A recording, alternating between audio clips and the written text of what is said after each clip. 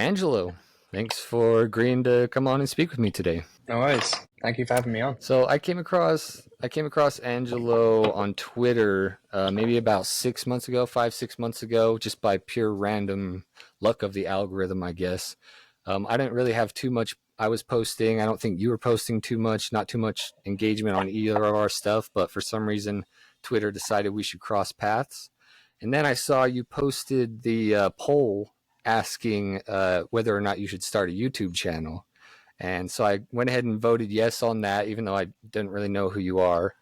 And then from that point, fast forward a couple days, you post your first video. Your channel starts growing. You start doing pretty well. So congratulations on that. But the first words of your first Thank video you. I thought were pretty interesting. You said, 4 years ago, I hated the universe. I thought I was involved in some giant conspiracy of suffering that pointed directly at me. So, despite that being an excellent way to hook the audience, I think maybe you can take us through how you got to that point where you were actually perceiving the world in that kind of way. Yeah, that's a great question. I'm glad you picked up on that because, yeah, I put quite a bit of thought into what I should highlight as like the core issue, and I think that was definitely the core issue of my situation at the time.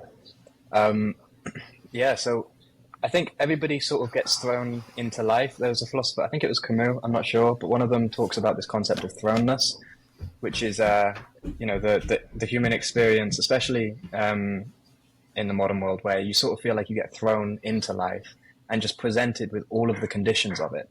So there's X amount of conditions in your life. For instance, one of the conditions is if you don't breathe once at least every 3 minutes, then you will die. So you have to breathe. That's one of the conditions. You didn't choose that. That gets presented to you.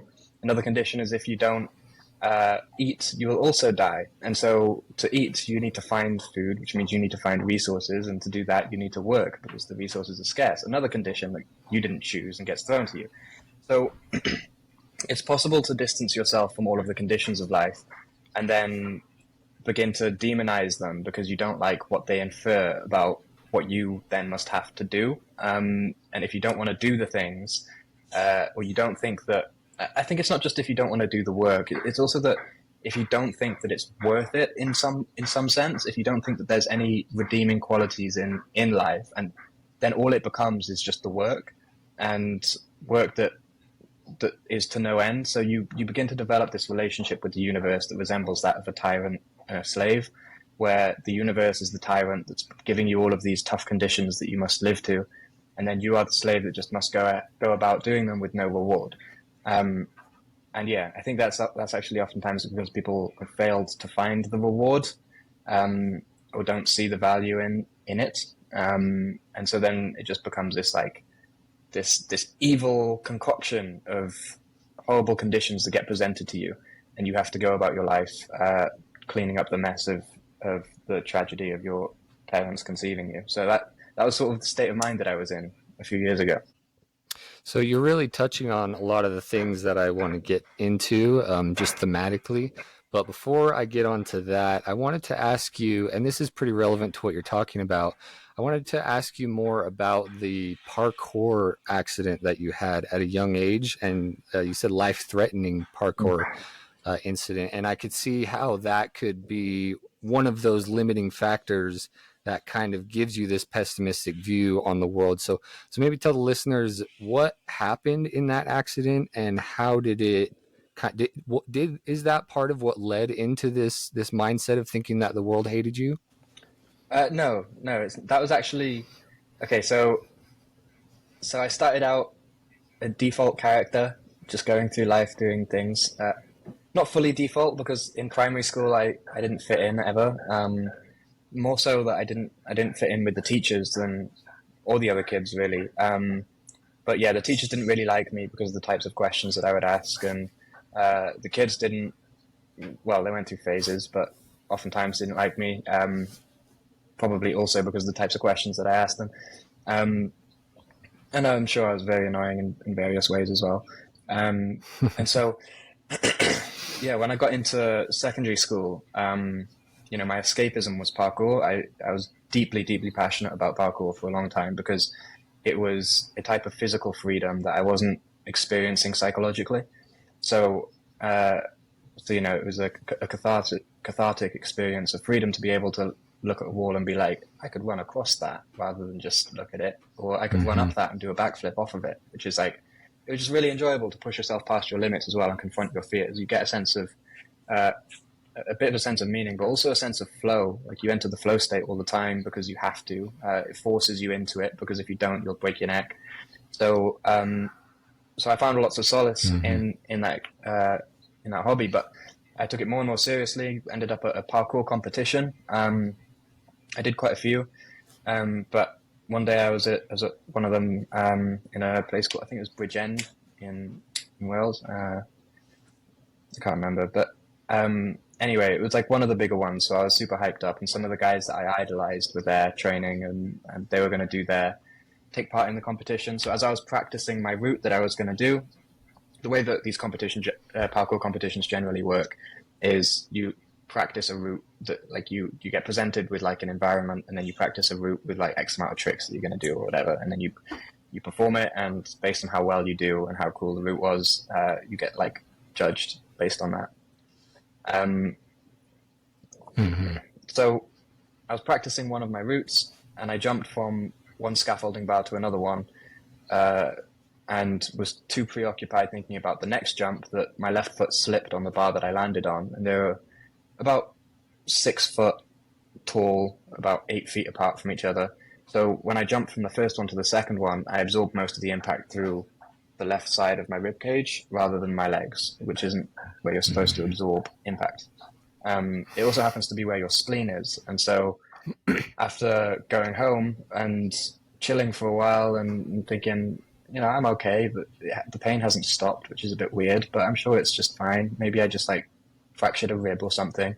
I went to the doctor and basically had the most life-changing experience, which was a bunch of doctors trying to convince me that I was going to die, because they really wanted to give me a CT scan so that they could check a legal box and cover their asses if anything was to go wrong. So they were telling me over and over that there could be a tear in the lining of my spleen, and if I fall over in the wrong way, then my spleen will burst, and that would be fatal because I lived too far. I lived in Wales. There's no hospitals nearby, so I wouldn't even have it. It's a big sack of blood that filters 80% of your body's blood supply every 2 hours, and so if you burst it, then uh, you live like 40 minutes away from a hospital and you die. So they were telling me that over and over, and I was 12 years old, so that was a very abnormal experience. Yeah, so basically they were telling me that I was going to die if my spleen burst, and there could be a tear that makes it very likely to happen. Um, so I ended up trying to do some research on my own on my phone as to like, is it necessary for me to have a CT scan right now because it's a very large dose of radiation? Um, and it seemed to be no, because it had already been like 3 days since the accident, and if it had already burst, I would be dead at that point. So it was still holding together in there. So I was like, I'll just go home and rest out because that's all they were going to afford me anyway. Even if they did find there to be a tear, they wouldn't operate because that could cause it to rupture. So I went home and just basically then had like 3 weeks to just lie there and think about death, which completely turned my world upside down in a good way actually though, because it brought to my attention the fragility of life, which I think is a good thing because it's truth, and truth generally is therapeutic rather than the opposite, although it can be tough to digest at times. And so, yeah, that made me reconsider all the ways in which I was wasting my time prior. One of which I considered to be school because I wasn't really learning. I was just learning how to be rather than learning. They were teaching me how to properly exist as a member of society, and sort of drilling various conditions into my head. And it was a ridiculous school as well. The head teacher, once I left 2 years later, she got caught for lying about everybody's grades. So people thought it was a good school. It was a terrible school, but they were just lying about students' reports. And it was very fiat. So yeah, I left, and that actually made my life a lot better for a while. And it sort of set me on the first real self-improvement arc, because I had to think for myself for the first time after leaving school, which was really good. But Mm, yeah, the whole coming to think that the universe hates me, that developed later. I see. So even though that didn't play a direct part in it, that was much earlier. So getting back to some of the things you were talking about, especially the slave tyranny dynamic, I think I want to kind of dive into that and how that's, I think, relatable to a lot of the people that go through this same kind of thing. So at this point, I want to introduce a concept here as we're getting further into your story, because I think there's a common theme here, especially for people that are very intelligent, because I think there's a point where that intelligence can actually begin to betray them because of how good it gets at deconstructing and rationalizing. So I think a story that highlights this is actually one of the main stories in the Bible, which is the Cain and Abel story. So, because Cain was kind of the original nihilist, if you will, or at least whoever wrote that story many thousands and thousands of years ago, they portrayed him as kind of the OG nihilist. And he took that nihilistic thinking as far as it could possibly go, to the point where he actually killed the ideal. So the reason I think that story is so interesting is because it really comes down to just a very simple two-step dynamic. It's basically, it starts with, and you actually did a video on this topic. It starts with not making the proper sacrifices. So that's what Cain does. He doesn't make the proper sacrifices, while his brother does make the proper sacrifices. And in the Bible, it's actually like literally sacrificing an animal to God. But I think it's easy to make that comparison in life, where the sacrifices we make are basically, going to the gym, waking up, going to work, eating healthy, seeing your kids, all these things that you have to make small sacrifices throughout the day to maintain. And then because he's not making the proper sacrifices, it leads to the second step of the dynamic, which is when you start to demonize the ideal. And so that's because he's not making the proper sacrifices and his brother is, that's leading to certain consequences in his life that leads him to start resenting his brother. And so I think that dynamic there really is very prevalent in modern society. I don't know if you're familiar with Ocasio-Cortez. She's a kind of a politician here in the US, but one of her phrases is eat the rich. And so I think that's like basically, demonize the ideal, kill the ones who are doing the best in society. And I think that's basically what communism and socialism are kind of based on, is this resentment toward the people who are doing good. And I actually I found something. I finished your book just like an hour ago, and I wasn't really going to quote it because it's all about Bitcoin and everything, but I found something right at the very end that I think is actually relevant to this topic and shows kind of the more positive side. You wrote in the thanks section, firstly, I'd like to thank my big brother and partner in crime, Theo, for teaching me the meaning of work ethic, discipline, and perseverance. You set the bar that I try to reach. So that's basically the opposite end of the dynamic, where you're actually putting the ideal in the proper position instead of demonizing the ideal when you're not making the proper sacrifices. So, based on everything I just said, do you think those two aspects played out in your life, and do you think they're playing out in the world around you? And just to repeat them, the first one is not making the proper sacrifices. The second one is demonizing the ideal. For sure. Yeah, that definitely happened within me at the point of time when I was hating the universe. I actually had a conversation at that period of time with my brother, um, to where he was basically calling me out on my bullshit because I wasn't doing anything. I was just lying in bed, Mm. playing video games and being a miserable guy. And he was calling me out on it. And I remember we had quite a deep conversation that got quite emotional, but I was basically explaining my outlook. And I remember word for word, uh, I said that it was an act of rebellion. The reason I wasn't participating, I was rebelling against the evil conditions, um, and and it was like I had no hearsay in the conditions of my life. So why should I be expected to play by them?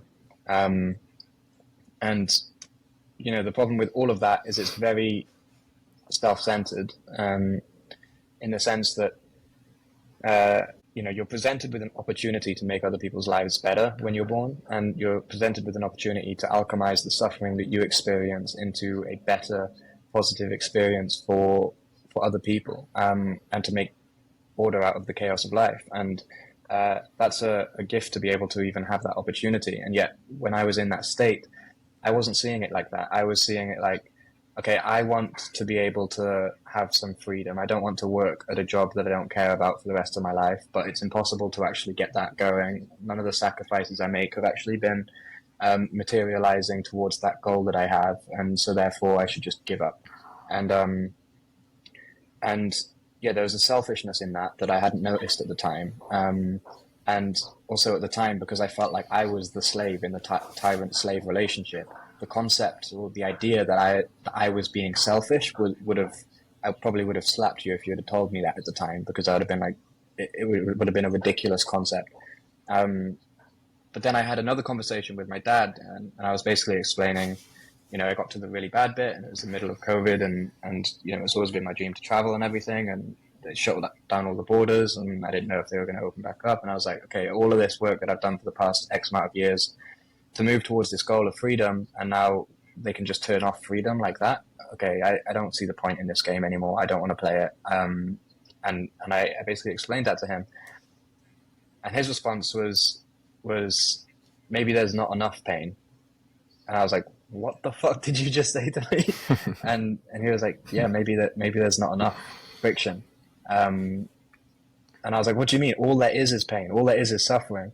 And then I went, oh, actually, all there is suffering, but there's not really any pain. Like, I'm suffering deeply, but not because of pain, not because of real world friction, but because of my own relationship to existence. And so then when I went, shit, okay, maybe I should take on more hard stuff and voluntarily take on more pain and sacrifice more. It's sort of like there's a scene when in a movie about some virtual reality game, and everybody's trying to win this race, and they all get lined up at the start. And so when the horn sounds, everybody starts driving as fast as they can forwards, and nobody can win the race. But then one of the guys has the idea. He's like, actually, nothing actually told us to drive forwards. Let me try something else. So when the horn things, he puts it into reverse and drives backwards and finds a new route that allows him to actually complete the race course. And I think there's some truth in that sometimes it's the direction that you would least expect, or that you least want to go, or the place that you least want to even look, that actually bears the most fruit. And so when you're in that dark pit, it feels like the worst thing in the world would be to take on more pain, but sometimes that's actually the way out, is through more of it. And so when that switch happened, I was like, okay, I'm going to start making more sacrifices. And the sacrifices were earnest then, because I was genuinely trying to reframe my relationship with the universe to be more useful to it, rather than just trying to make it useful to my end goals. And so as those sacrifices became more earnest, the results that I got back from them were just 20-fold what I was experiencing prior, because I don't know why, but it's just, I think that's the way that it works in a sense, is that, if you make disingenuous sacrifices, then they're not really sacrifices at all. If there's small text and covert contracts about why you're doing things, and it's all pointing at you, then you're probably never going to have the strength to actually get to the place that you wanted to be in the first place. Because so long as you're the most important thing in the world, there'll be nothing strong enough within you to actually undergo suffering. Because when you suffer, then you're losing. Versus if you're trying to be useful to the world, you can suffer and still be winning. But if all you're trying to do is make yourself happy and dance through a field of flowers and daisies, then sure, every time that you feel any suffering, then you're losing at life as well, which just adds insult to injury. Yeah, sounds like you had some great role models that really helped you get through that tough point with your brother and your dad. It's interesting that you say that COVID was kind of the peak of your nihilism, because I would actually say it was probably the peak of mine as well. I got caught up quite a bit in the whole COVID excitement, particularly related to economic crash or hyperinflation or things like that. I thought the economy wouldn't recover. And I remember being in my pretty nihilistic state at the time. I remember like wanting it to get worse. I was actually, it was a part of me, like when I really looked at the way my incentives were structured, I actually wanted the crisis to get worse, because that way it would be bad for Mm-hmm. everyone and it wouldn't just be bad for me. But a couple of things that kind of helped me get out of that mindset. One was kind of looking at Christianity in a new light and at least taking inspiration from some of the stories. Another would be Bitcoin. But let's start. I want to ask you, what role has, whether it's Christianity or spirituality or like the idea of God or any of that, what role has all that played in kind of fixing your nihilism? Probably a primary one. Like when I was like I started to get myself together before that change happened. Like I started just doing the basic things and taking care of myself, which stepped me on an upwards trajectory. Um, but then, as time went on, I started to reconsider religion because it's the thing, like everyone's atheist until they hit turbulence on the plane, and then all of a sudden everyone's like, please don't crash, please don't crash. And so when shit got real bad, I was like, okay, maybe the opinions that I held about God when I was 6 years old aren't sophisticated enough to be accurate. So I questioned it, because when I was six and I was in primary school, I was in a Christian primary school and they force religion down your throat. So I remember being like, it's all bullshit and fuck you for making me believe this stuff. Like I'll believe what I see and what I believe to be true, not what you tell me is true by fiat. So fuck you. Um, you're probably dumb for thinking there's a big man in the sky. And I held that belief through to probably when I was like 18. Yeah, until I was like 18 more or less. I mean, it started to crumble because I realized that I'd noticed that was literally a child's perspective on the matter, um, myself as a child. And so I knew that it couldn't be completely correct.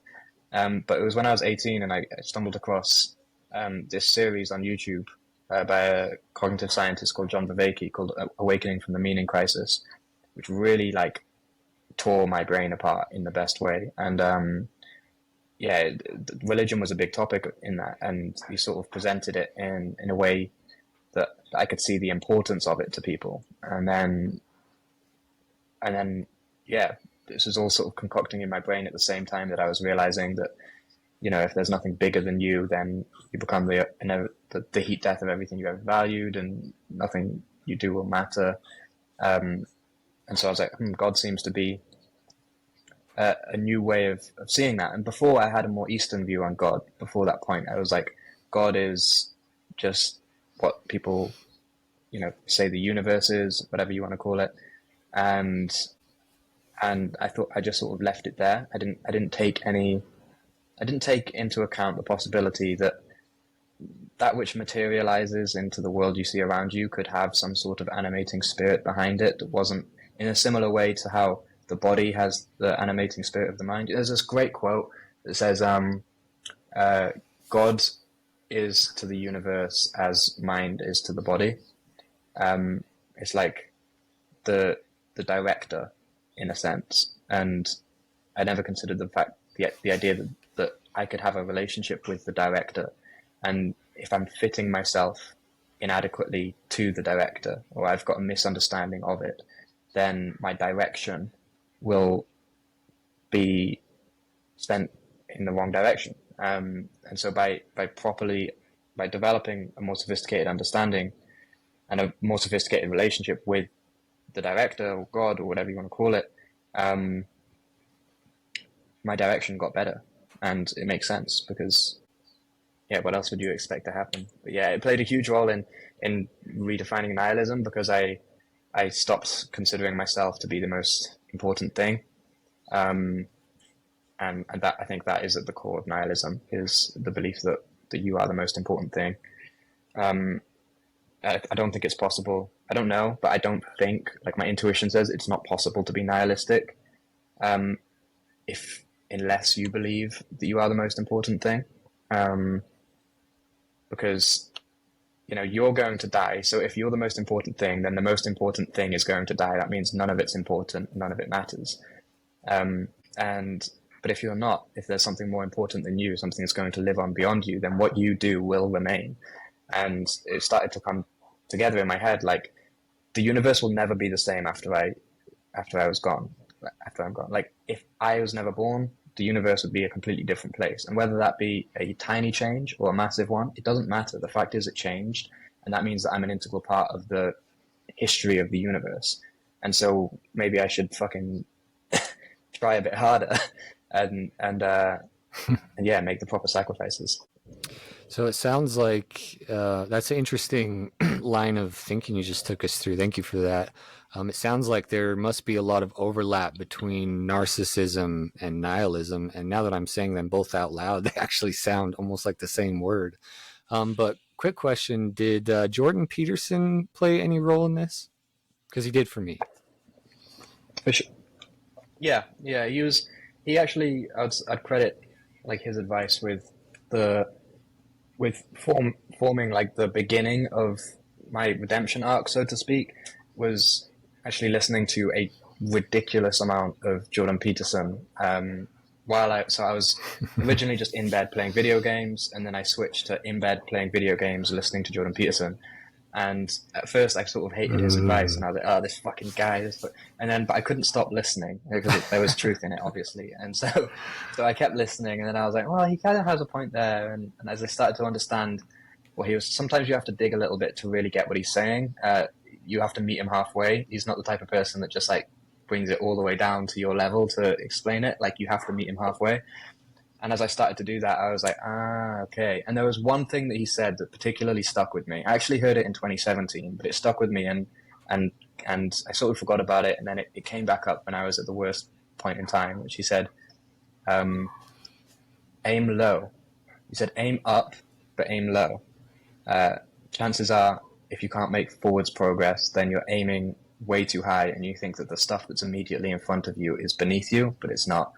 You need to actually go through those first things and have enough humility to think, okay, maybe it is just that I need to sort of fix my sleep schedule a little bit and eat some better food and start with the stuff that you think is beneath you. Like you're there screaming at the universe, thinking you're being subjected to some massive tyranny, and it's all out to get you. And the idea that eating a better breakfast would help towards that is.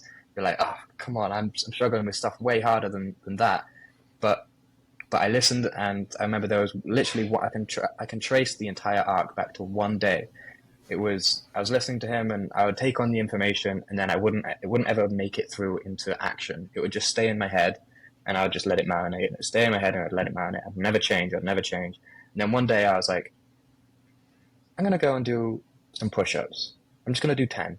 And so I went into the garden and I did 10 push-ups. And after I did 10, I was like, wow, I haven't worked out in like years. That felt incredible. I'm going to do another 10. So I did another 10. And then I was like, that was cool. Anyway, fuck it. I went back in and just continued playing video games. But the next day I was like, that made my day better yesterday. Let me do that again. So I did it again. And it was literally from that initial decision to just do a bit of exercise that everything else started compounding. And that arc has been has carried through to today, and that was like years ago now, but that was a directional pivot point in my life that I can trace down. It was actually Jordan Peterson's advice that made me go and take that tiny step that I thought was beneath me before. Wow, that's very interesting.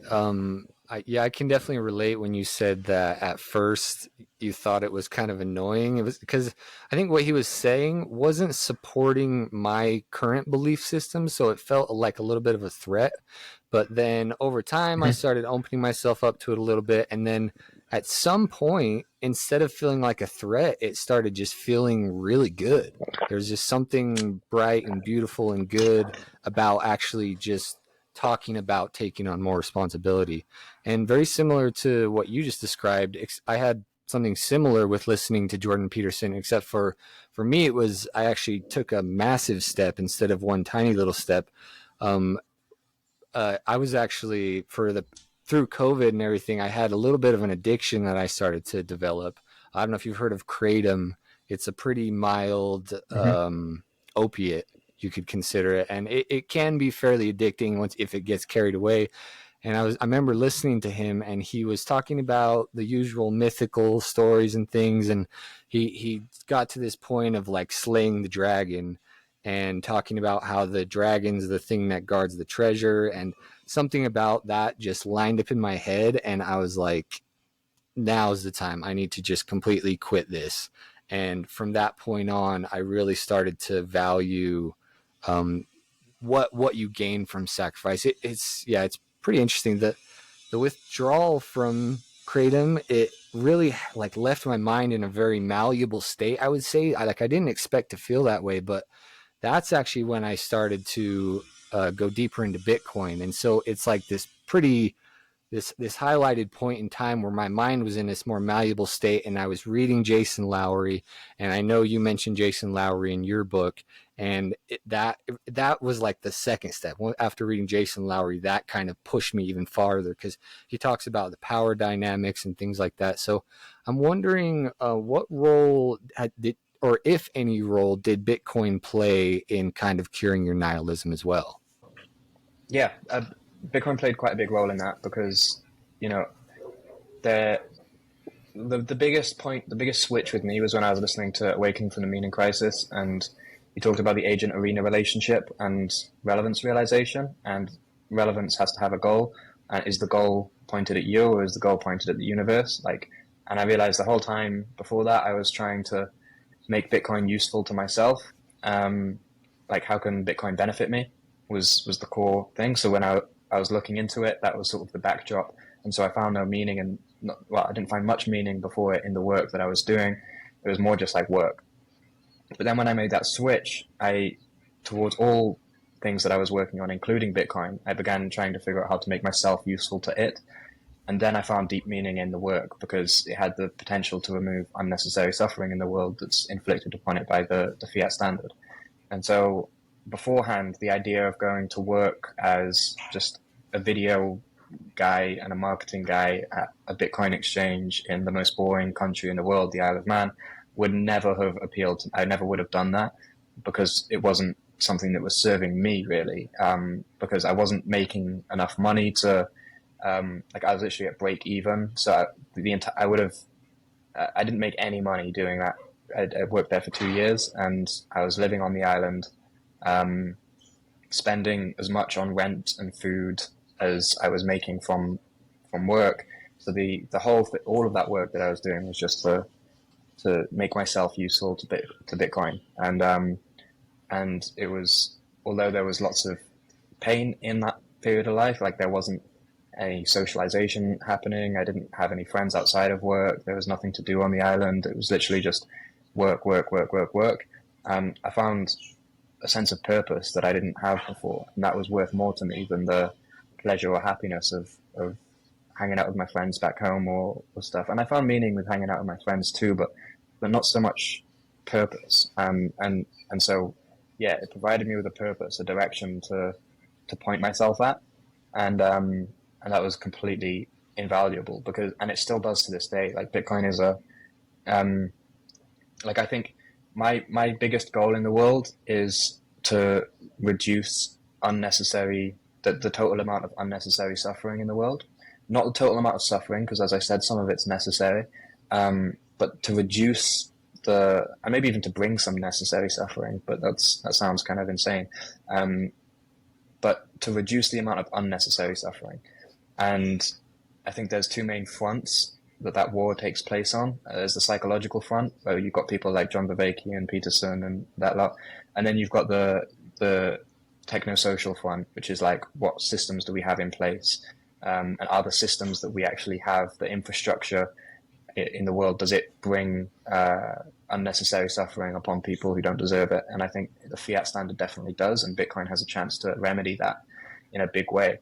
And Peterson's talked about Bitcoin as well. He says, to be careful because it's quite a totalitarian outlook that Bitcoin is the solution to everything and that we should force it upon the world. And the reason that it hasn't been reached full adoption yet is because these idiots just don't know any better. And if they understood, then they'd get it. And he's like, be careful with that, because that's like a similar sort of revolutionary mindset that causes blood to shed on the streets often.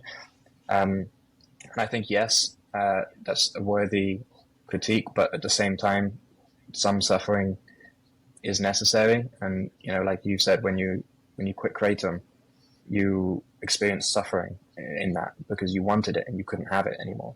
And, you know, similarly, I think the world is addicted to the money printer and we need to quit. And it's going to suck for a while, probably, as we make that transition. But if we do make that transition, I think we'll be a healthier planet as a result. Maybe we can, who knows, maybe it's the final piece of the puzzle that prevents nuclear war.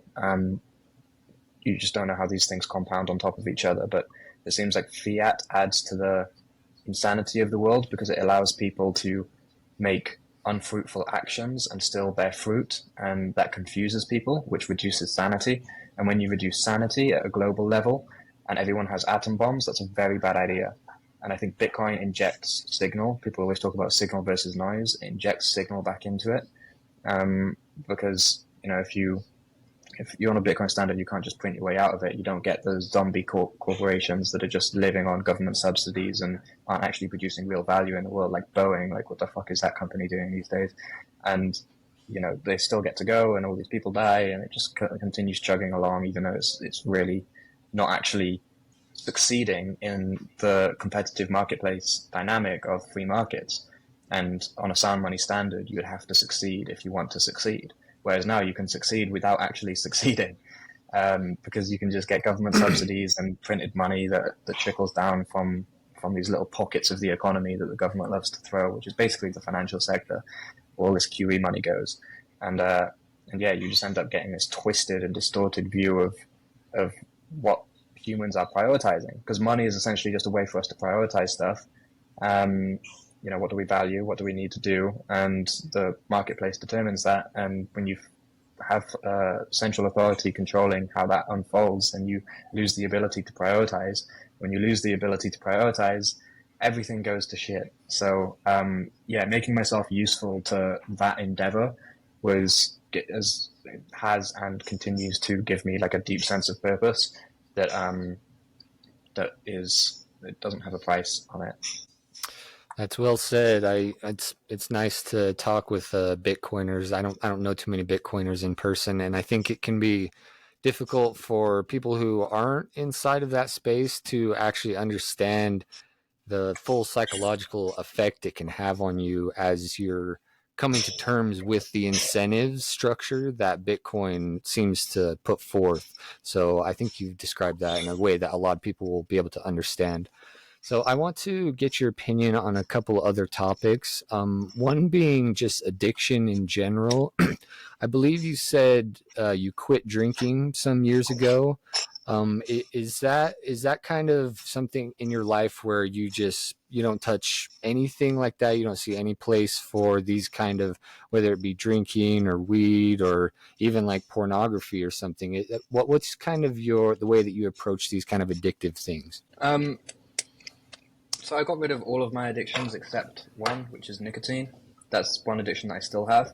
But I think addiction is something that has to it's different for everyone, like overcoming it.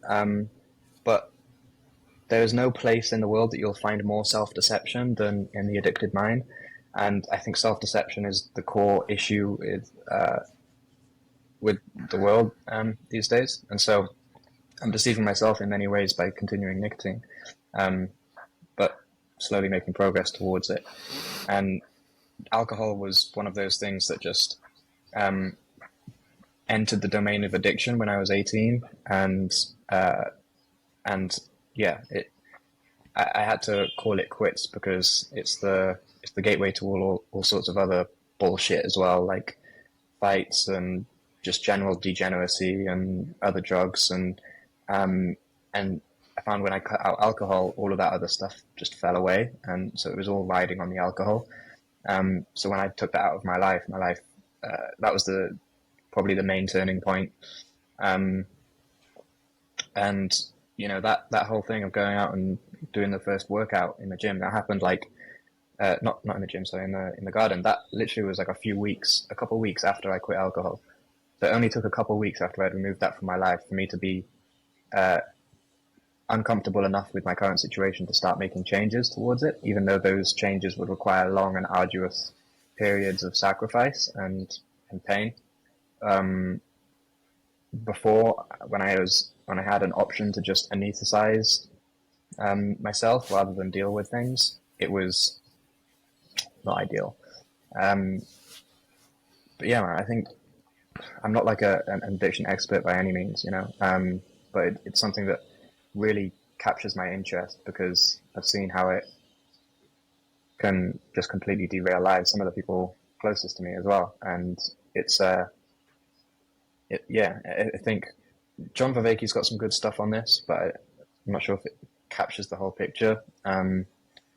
But yeah, I do think that the addiction can't continue.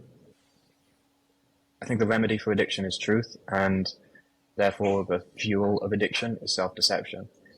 And starting there helped me with the more psychological addictions, like alcohol and weed and all of that. But the biological addiction of nicotine, I still haven't fully wrapped my head around, so I can't give advice to people on that. Um, but yeah, it's it's a dangerous, very very dangerous thing because you can. What's interesting is similar. It's not just with addictions, but you see it in addictions most pronounced, where people have a sense of self and identity, who they think they are, and then they have how they actually show up in the world. And when how they actually show up in the world doesn't match with who they've convinced themselves that they are, they then draw these big stories as to why they're not living up to their standards. So they say, I'm the person that is like on this massive redemption arc, and I'm doing this, and then like for instance, my friend from back home, every now and then it's like, oh yeah, I'm fixing myself. I've started reading, I've started meditating and doing cold showers and all of this. And then like he'll go out and like blast alcohol and cocaine on a night. And then it's like, well, why did you do that? And it's so easy to then spin up fake reasons and say, oh, well, it's because I have stress. It's because I have social anxiety. It's because I have this. It's because I have this other problem. And you can actually choose to create a problem out of thin air just to back up and justify the reason why your behavior isn't matching who you say you are, rather than just admitting that you're not that guy.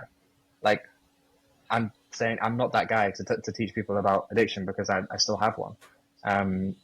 But I think if there's anything that I noticed from the quitting alcohol and the rest of it, it was, yeah, you've got to stop lying to yourself first and foremost.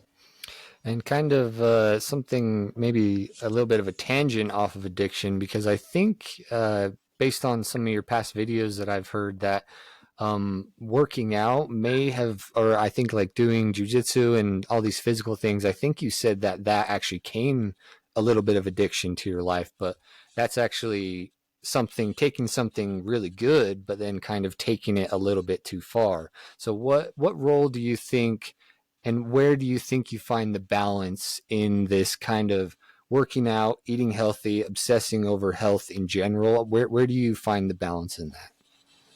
Just you, I just listen to my intuition and I tend like I think most people know when shit goes overboard.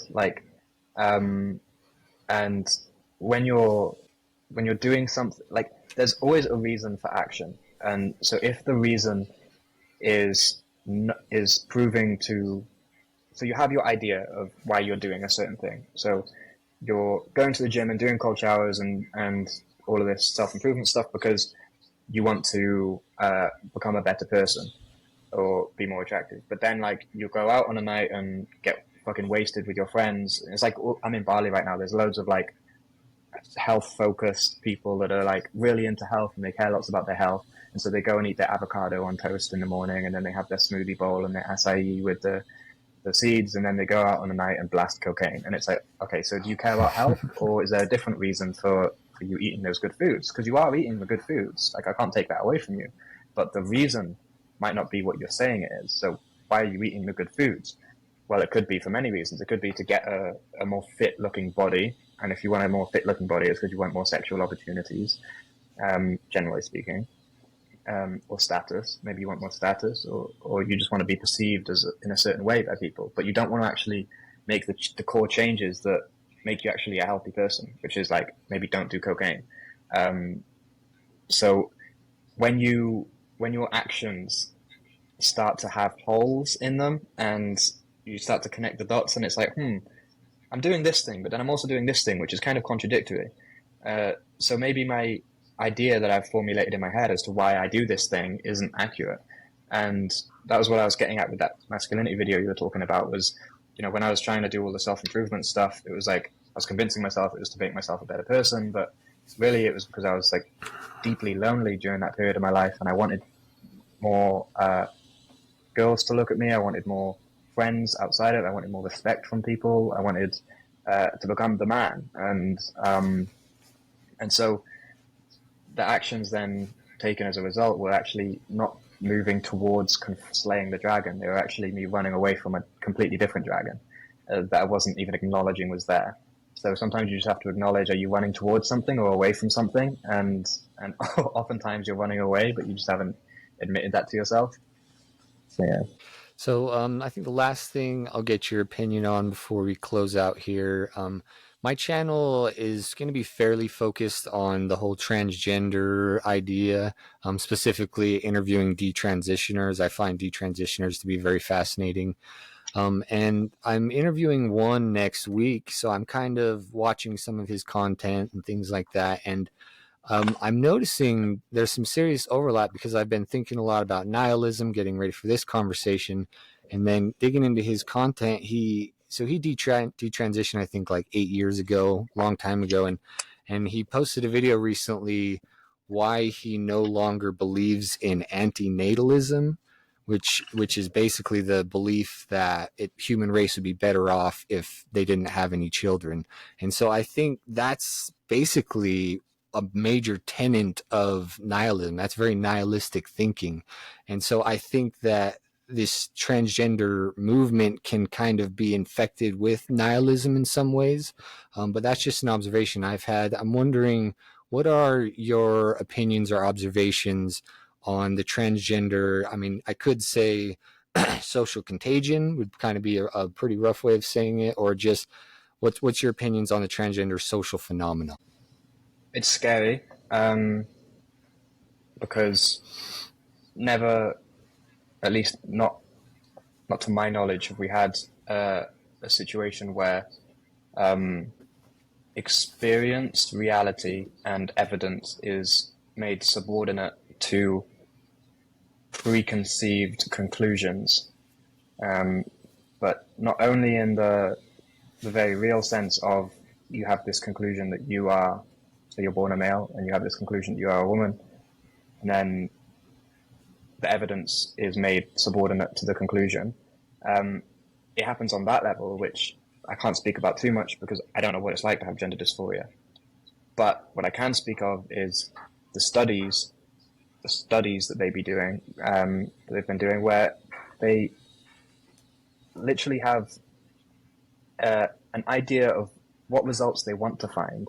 For instance, there was this study that came out of the UK. We have this gender clinic called Tavistock, and they did a study in 2011 where they basically took a bunch of early teen girls and put them on GnRHA, I think, which is a puberty blocker.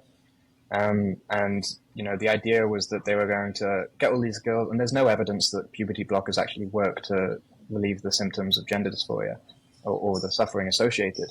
And so they got these girls, and they were like, okay, we're going to do this study and find some evidence to support the existence of our clinic, and all of the ideas around gender identity. So they started giving them puberty blockers, and when the mental health of the girls actually declined rather than got better. And by the way, these weren't even all girls that were diagnosed with gender dysphoria. Many of them, one of them was literally just a girl who liked a Thomas the Tank Engine toy when she was a toddler, and her mum had convinced herself that this must mean that her daughter was transgender, and so had sort of imposed that viewpoint then onto the child, who grew up to be an early teen and then got placed into this experiment and put on puberty blockers. And they found that within 3 years, the girls had lower bone density than 97.7% of the population in their age. They began scoring higher on the self-assessment test on questions such as "I wish to hurt self" or "I plan to harm self." So their mental health was clearly declining. But that's not even the scariest bit, because it's sort of like, okay, you find out it doesn't work. But what's a scarier bit is what they did with that information. Like, this is the NHS, this is the government issued health service in the UK, and rather than taking that information and saying, hey, we wanted to find out whether or not this stuff works, turns out it doesn't, they didn't say that. They admitted all of the negative evidence from the preliminary results of the study and suppressed the entire study altogether because they didn't find what they were looking for. That's the shit that really scares me, because that's not how science works. That's actually not science. And so if we are trying to discover truth rather than make truth, decide what truth is, then that's not how you go about doing that. And I think many times now it's been sort of proved that with the suppression of stories to the contrary of the narrative, that we are deciding what the truth is and then digging and finding ways to manipulate the puzzle pieces to fit the conception and the perspective. And that's so fucking dangerous, because not only are we doing that, but we're not even allowed to talk about it either. Because as soon as you bring up the issue, like you just did, there's a tension in the room, and people are scared because if you say the wrong thing, you can be labeled as transphobic instantly. I mean, that same gender clinic, there was a piece written by one of the former employees of it. It was called the Gender Identity Development Service. It was a wing of the NHS, and an ex-employee wrote a letter to Dr. Polly Carmichael, who was the head of that service, and basically said, lots of parents come to us, the clinicians, to basically expecting us to say that your child don't worry, your child doesn't have gender dysphoria. But they weren't allowed to say that. They weren't allowed because they were scared that they'd be labeled transphobic, because you can't tell somebody that they're not what they say they are. And so now when your doctors aren't allowed to tell you that you don't have a certain condition, no wonder the rates of the condition have quadrupled in the past few years. Like, on average, the rates not quadrupled, have doubled in the past 4 years. Like, the rates of gender dysphoria in the US are doubling every 4 years. That's not how these things are supposed to work. And if it's because the doctors are too scared to say, actually, you just have body dysmorphia, you're not very happy with your body, you don't have gender dysphoria, you just have body dysmorphia. They said they weren't allowed to actually say that. And so obviously when your doctors aren't allowed to, the rates are going to skyrocket, and it becomes a bigger thing, to the point where now, I mean, there was this guy called Rob Hoogland in Canada. His daughter was taken to one of these clinics, and they were like, "Oh, well, does my daughter have a gender dysphoria?" And they were like, "Yes, she does. We're going to put her on puberty blockers immediately." And he was like, "Whoa, slow down! Like, we just got here. Let's take a step before we do this irreversible hormone treatment. Let's figure out what's going on." He got arrested and taken to jail for a hate crime. It was his own daughter. She ended up getting put on puberty blockers regardless, and they haven't spoken since. Another example, Abigail Martinez, California. She had her daughter taken from her, abducted by Child Protective Services, because it's the same reason. She didn't want to put her daughter, who was, I think, 13 at the time, on puberty blockers because she didn't think it would actually be beneficial. Now, bearing in mind, when these kids have gender dysphoria, it is an 80% self-correction rate by the time adulthood comes. So by the time they get to adulthood, 80% of them will no longer have gender dysphoria. And yet we're still offering permanent solutions as the baseline practice in the fucking medical industry. And if you disagree as a parent of that child, you can be arrested, charged with a hate crime. Your child gets abducted, put on them anyway. And what happened? 4 years later, after all of this treatment that they offered her, the Child Protective Services, this child killed herself anyway. And now this mother has been arrested, charged, and her daughter's killed herself because they got abducted by people who have conclusions and no evidence to support them. It's ridiculous. it's very scary, and I don't know if I've ever seen anything like it before. And even saying this will get me labeled as transphobic, which is scary. But if we can't communicate, then we can't discover truth. And if we can't discover truth, then we'll fucking ruin our kids.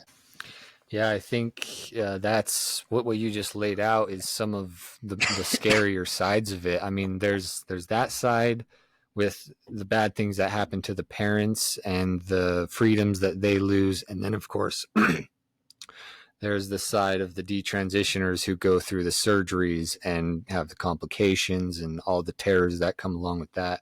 I think that's why it's so been so captivating to me, just because of the dark, twisted side of it. It's hard to not be captivated by it. But on the bright side, there does seem to be a little bit of a backlash building. I mean, you and me are here talking about it now. I just watched a podcast with Gender Spect where they interviewed a lawyer who's starting to push through some lawsuits. I think the Tavistock that you mentioned, I've heard of that. I think there's some lawsuits building around that as well. So They're shutting down. hopefully the backlash does start to build more and more. It's at a point where it's hard to say which way it's going to go right now. I can't say for sure, but hopefully with more people speaking up about it and more of these stories getting out, that hopefully it'll start to kind of sway back to reality. So with that being said, it was great talking with you today. I think we'll start to wrap things up there. You're an excellent speaker. I'm impressed with your memory, your ability to remember things and recall things. So yeah, I'm always excited when I see younger people that are not only intelligent and have knowledge, but are also starting to build the wisdom underneath to support that knowledge. So I think a lot of people are afraid when they hit 30 or into their 30s that that's getting old, but I think you're going to have a very good experience turning 30 and getting into that age, because I think that's when a man really becomes the most powerful in my experience. So with that being said, yeah, it was great talking with you, and I'll be following your channel, following your growth specifically, and following the audience as they grow along with you. So yeah, with that, thanks for talking with me. Thank you very much, man. I appreciate it. It was a good combo. All right, take care.